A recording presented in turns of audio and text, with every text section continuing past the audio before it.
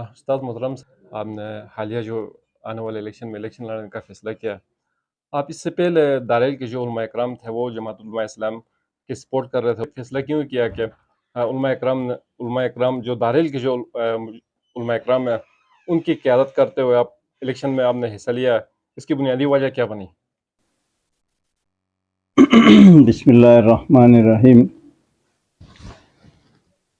سب سے پہلے تو آپ کی میں بہت مشکور ہوں کہ آپ نے اپنا ٹائم دیا اور ہمیں اظہار خیال کرنے کا موقع دیا۔ آپ کے سوال کا جواب یہ ہے کہ اس سے پہلے بھی ہم جمعیت علماء اسلام میں باقاعدہ طور پہ میں خود صوبائی جنرل سیکرٹری تھا، اور الیکشن میں ہم نے ایک امیدوار کو چنا تھا، اس کے زیر نگرانی ہم الیکشن لڑتے تھے۔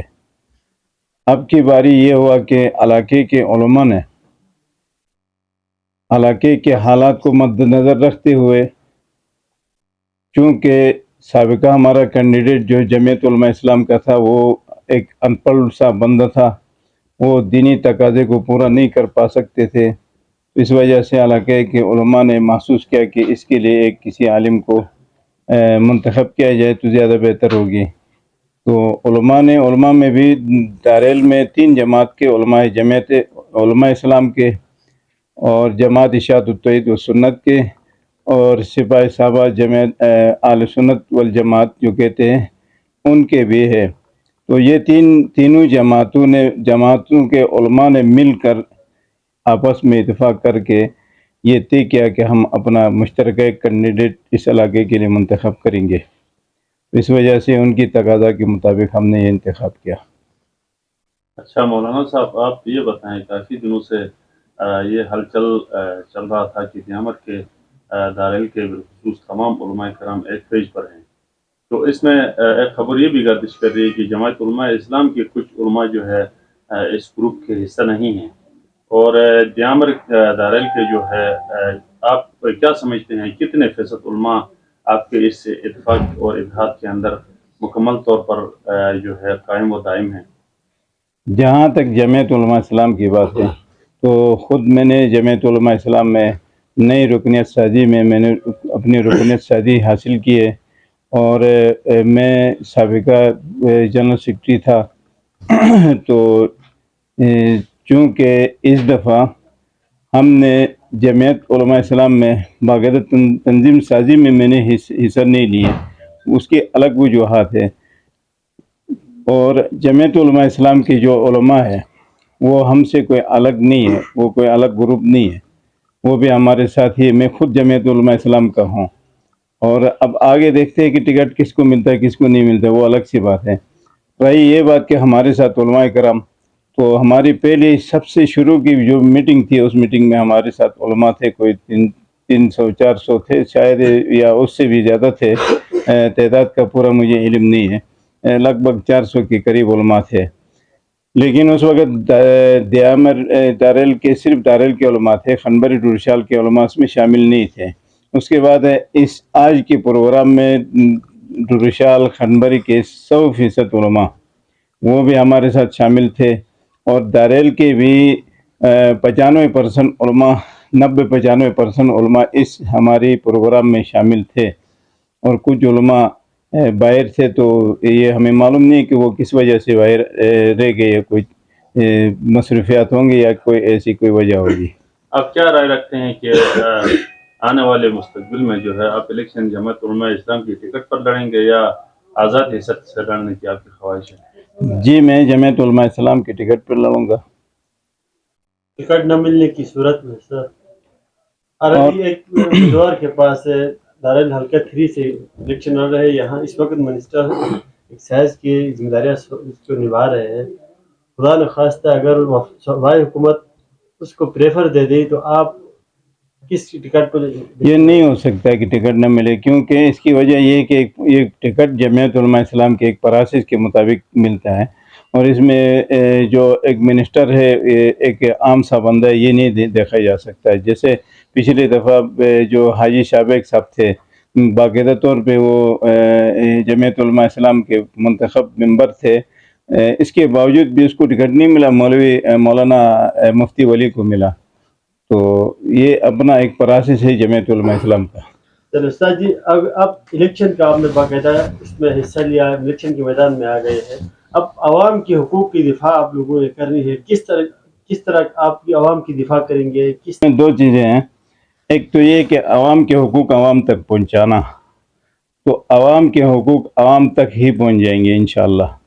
وہ اس طرح کی ہم ایک کمیٹی بنائیں گے، کمیٹی کے حوالے کریں گے، اور ہماری مداخلت اس میں کوئی نہیں ہوگی. ہمیں بھی اگر کوئی ضرورت پڑا تو ہم بھی اس کمیٹی سے مانگ کے لائیں گے. دوسری یہ کہ عوام کے حقوق کو عوام کے حقوق کو لانا، تو یہ لانے کے لیے اس کے جو طریقہ کار ہے وہ ہم جانتے ہیں. پہلے جو ہمارے حضرات تھے، جنہوں نے منتخب نمائندے تھے، تو وہ جس سال وہ منتخب ہوتے تھے تو دوسرا جو اپوزٹ تھا وہ ٹھیکیدار بنتا تھا، اور دوسرا اگر منتخب ہو گیا تو اس کا حریف جو تھا وہ ٹھیکیدار بنتے تھے. تو انہوں نے نہ اپنے ایک دوسرے کی ٹانگ کھینچی ہے، نہ حکومت کی، نہ ایکشن وغیرہ کے PWD والوں کی، سب کچھ چھوٹ تھی. تو ہم انشاءاللہ ایسا ہونا نہیں دیں گے. اچھا مولانا صاحب، میں ہمالیہ ٹوڈے سے ہوں. ماضی کے اگر ہم ہمارے جو دو ممبران صاحبان ہیں، ان تقریباً 25 سال ان لوگوں نے یہاں پہ دارل سے الیکشن جیتا ہے، لیکن بنیادی جو مسائل ہے اس مسائل کے اوپر فوکس نہیں کی ہے. آپ کو اگر موقع ملا تو آپ ایسا کیا انقلاب لے آئیں گے؟ آپ یہ وہی بات ہے کہ یہ لوگ آپس میں ملے ہوئے، اور اس وقت آپ دیکھ لی جہاں تک کہ ان کی جو ٹھیکیدار ہے PWD میں، تو یہ لوگ اور ان کے حواری وہ ٹھیکے لیتے ہیں، باقی لوگوں کی کوئی گنجائش نہیں ہے ٹھیکوں کے قریب جانے کی. اور یہ جو روڈ اس طرح پڑا ہوا ہے، تو ایک جو منتخب ممبر ہے اس کے ٹھیکے پہ تھا، تو دوسرا اپوزٹ کیا دیکھتا تھا، وہ کیوں نہیں پکڑتا تھا. یہ آپس میں ملے ہوئے، یہ ایک دوسرے کی ٹانگ نہیں کھینچتے ہیں. اور انشاءاللہ العزیز ہم ٹھیکیداری نہیں کریں گے، ہم پوری طریقے سے ان کے ٹانگ کھینچ کر. سب سے بنیادی مسئلہ یہ ہے دارل میں، یہ ہے کہ جو سکیم جہاں کروڑوں کی سکیم ہے وہاں 10 لاکھ بھی خرچ نہیں ہوتی ہے، اور لاکھوں کی سکیم ہے وہاں 1000 بھی خرچ نہیں ہوتی ہے. ہم اس چیز کو صحیح معنوں میں وہاں پر خرچ کرائیں گے انشاءاللہ. اس سے پہلے ایک دفعہ ایسا ہوا کہ ہم نے حاجی حیدر خان کے ساتھ بھی دیا، لیکن اس کے بعد ہم نے ایک طویل عرصہ حاجی رحمت خالق کے ساتھ دیا جمعیت علماء اسلام کی وجہ سے. لیکن درمیان میں جب میں خود جمعیت جنرل سیکرٹری رہا، اس وقت اس کے جو کارنامے تھے وہ صحیح نہ ہونے کی وجہ سے میں نے بارہا اس کو تنبیہ کی ہے. اور تقریباً 1 سال سے میں نے کبھی اکیلے، کبھی لوگوں کے محفل میں بلا کے 10 بندوں کے 12 بندوں کے درمیان بھی میں نے اس کو سمجھایا، نہیں سمجھا. آخرکار مجبوراً ہم نے اس سے راہ الگ کی. اچھا مولانا صاحب، اپنا منشور بھی شیئر کرے تاکہ. منشور یہ ہے کہ خلق خدا کی خدمت، وہ جس طرح سے بھی ہو، چاہے ہم جیت جائیں یا ہار جائے، سارے علماء کی یہی ارادہ ہے کہ اگر ہم جیت جائے تب بھی، ہار جائے تب بھی ہم اپنے عوام کی خدمت کریں گے. دشمنیاں ہیں یہاں پہ، خانہ جنگی ہے، اور گاؤں کی آپس میں لڑائیاں ہے، اور قبیلے کی لڑائیاں، اس میں علماء انشاءاللہ پورا کردار ادا کریں گے. اور اس کے علاوہ جو علماء کے ہاتھ سے خدمت ہوتی ہے وہ کرنے کے لیے ہم تیار ہیں. مولانا صاحب، مشاورت کی بات چل رہی ہے، خبر چل رہی ہے اس وقت سے، ایک افواہ یہ پھیل رہا ہے کہ فلاں کے ہرانے کے لیے فلاں حریف نے استاد کو ہیلپ کی ہے، اس کو اس میدان میں لانے کے لیے ان کا بڑا ہاتھ ہے. چلا سے شابیک حاجی کا ہاتھ ہے، ٹانگی سے گلبر کا ہاتھ ہے، پھر ادھر سے اس کا ہاتھ ہے. سوائے رحمت خالق کو ہرانے کے علاوہ کوئی نہیں ہے علماء کو ہرانے کا. آیا یہ سچ ہے کہ کسی کے کہنے پر آپ میدان میں آئے، یا اپنا کوئی موقف لے کر، اپنا کوئی منشور لے کر آپ عوامی کی میدان میں آئے ہیں؟ یہ وہ بات ہے کہ اگر صحیح طریقے سے اگر عدالت میسر ہو تو اس پہ حد کے عزت کا کس ہو سکتا ہے. یہ میری عزت کا معاملہ ہے، اور میری عزت پہ حملہ ہے کہ میں کسی کے کہنے کے مطابق یا کسی کو ہرانے کے لیے یا کسی کی چاپلوسی کرنے کے لیے ہمارے علماء نے یہ قدم نہیں اٹھایا، بالکل نہیں اٹھایا.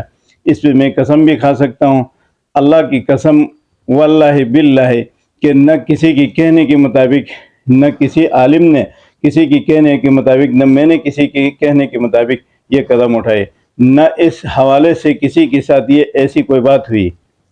البتہ یہ ہے کہ اس قدم اٹھانے کے بعد اگر کوئی بھائی ہمارے ساتھ تعاون کرنا چاہے ویلکم کر لے.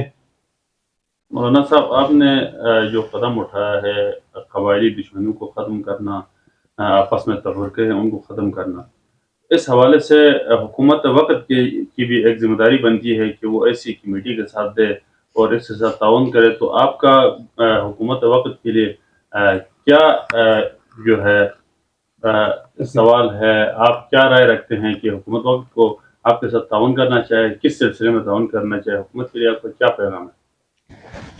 دیکھیں حکومت جہاں تک حکومت کی اپنی پالیسی ہوتی ہے اس پالیسی کے تحت چلتے ہیں. جہاں تک مجھے معلوم ہے کہ تقریباً یہ 5واں سال ہے ہمیں ایک گرین جرگے کا حصہ ہے اور اس میں سب سے پہلے ہاتھ بڑھائے ہیں حکومت نے، ریاست نے، اور انہوں نے علماء کو جمع کیا. 12-13 علماء پر مشتمل ایک جرگہ ہے اور ان کی کاوشوں سے آپ کو پہلے کے حالات آپ کو معلوم ہے، ان کی کاوشوں سے ضلع دیامر امن کا گہوارہ بن چکا تھا. اب بھی کچھ 1-2 واقعات ہو چکے اور اس حوالے سے حکومت نے پھر بھی دوبارہ اس جرگے کو فعال بنایا. میں خود اس کا حصہ ہوں. لیکن میری گزارش حکومت سے یہ بھی ہے کہ جو ریاستی دہشت گردی ہو رہی، حکومت کی صرف وہی ذمہ داری نہیں ہے. جو انفرادی طور پہ دہشت گردی ہو رہی، ایک خاندان دوسرے خاندان کے ساتھ لڑ رہے، ظلم ہو رہا ہے، مار رہے لوگوں کو، ناجائز طور پہ قتل ہو رہا ہے، یا ایک گاؤں دوسرے گاؤں پہ چڑھاؤ کر رہے، تو اس حوالے سے بھی حکومت کی ذمہ داری ہوتی کہ یہ بھی ان کے عوام ہے اور یہ بھی ان کی رعایا ہے. اس حوالے سے بھی حکومت سے گزارش یہ ہے کہ ہمارے ساتھ بٹھائے تو زیادہ بہتر ہوگی.